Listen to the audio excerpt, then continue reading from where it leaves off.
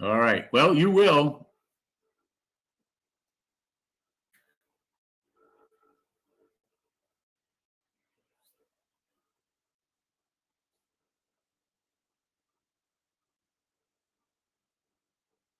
You know, what what we hope to do is my objective is not for you guys to emulate me, okay? Because I get too much. Well, yeah, you've been trading for 40 years and all. Emulate your fellow students, okay? Um, Everyone in this room right now, I don't think any one of you ever owned a seat on an exchange, correct? Is anyone here? Has anyone here ever been a floor trader? All right.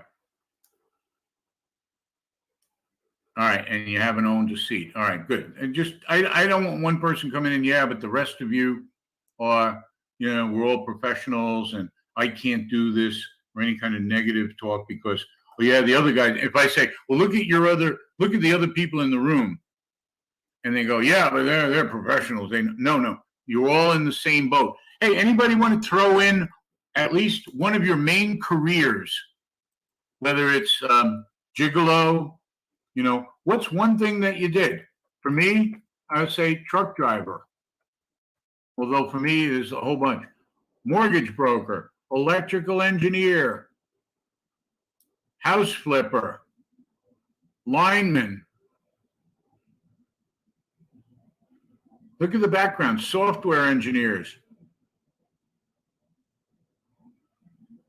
medical device manufacturing, insurance, chauffeur, bodyguard, social worker, medical practice. Look at this, guys.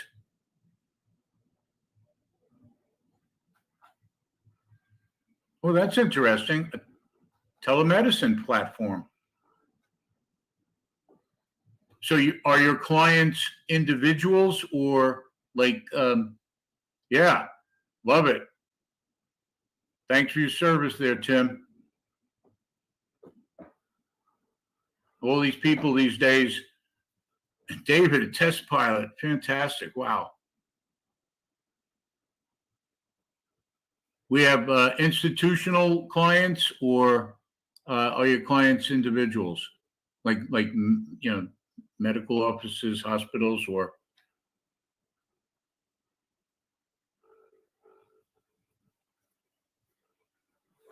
Here's a little assessment, and I just want to show the personality types with ability to absorb trading ideas. All right, and do not be insulted or overly praised. Okay, overly praised or overly insulted. Please agree that you'll accept my analysis.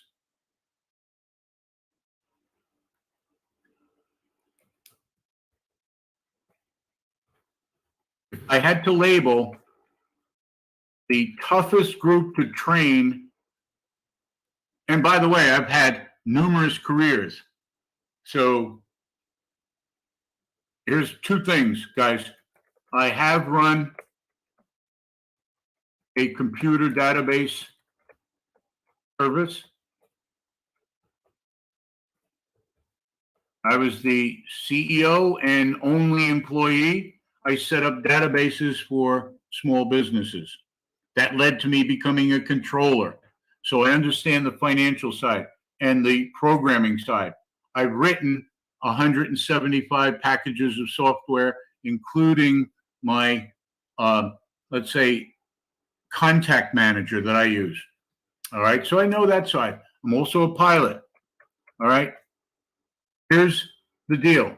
The toughest group to train are pilots and engineers. Have the toughest time learning trading. The ones with the easiest are psychologists and salespeople. Yeah. Okay, let's go why. As a pilot, even a test pilot, We have a living test pilot. So I can tell you one thing. The person has never been involved in a fatal crash. What is a fatal crash in trading? It's the way pilots think and engineers. A trade that doesn't work. That's when you set your power for a 500 foot per minute ILS descent, and one time the plane decides it likes to climb, next time it goes left, next time it goes right. If I set my power for 500 foot per minute descent and it started climbing, when I finally figured out how to land the thing, I'd take it over to my mechanic, right? Because something's wrong with the plane. That's how pilots think. And engineers, if you design a tunnel or a bridge with an architect that fails only 12% of the time, you get sued. So bridges don't get this. You don't go to the state DOT and say, well, this bridge should work. Yeah, it'll only fail maybe once a year. You know, you can have 364 successful tractor trailer crossings, no problem. Once in a while, it'd be like the Tacoma Narrows Bridge and get a little wobbly and shake the cars off. But that only happened maybe once, maybe twice a decade. When those kinds of analytical people get stopped out, they freak out and they don't accept. Now, I don't have any card players here, meaning professional poker players. They do the best in trading because they understand it's betting and they let the numbers work on their behalf. So now, why do psychologists, psychiatrists do very well? Because people can't be put into one big category with one set of rules. You can't go to a doctor, show me a doctor. We go, hey, you know what? I've been getting these headaches. And he goes, okay, hold on a second. He starts writing out a prescription. Maybe there's a couple of them like that, but most of them will start saying, how often do you get these headaches? You don't answer. Well, what do you care? All right. Well, all right. Do you get dizzy too? Hey, doc, I just told you I got a headache. That's all. Give me pills. You know, did your parents have headaches a lot? You know, like, what? You want to know my family history? Yeah, because that goes into the diagnosis. A medical professional is trained into diagnosing people. And everyone, every disease, every malady is different. So how did I overcome my perfectionism? It took me a long time. And what it takes, that's where great coaching comes into play. A good coach will recognize that and make adjustments.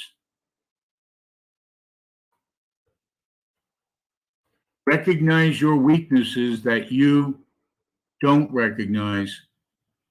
Also, give you some great setups. Okay, number one, we had a couple of questions. Why don't we trade the S&P? Did you hear that? I don't know before you guys switched over. You know why I don't? There's one reason.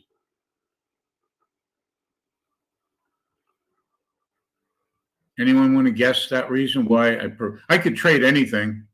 Well, why do I really, really prefer the Dow E-mini? Nope. I get texts when Goldman Sachs is buying and selling. As soon as they start moving into a trade, I get a text.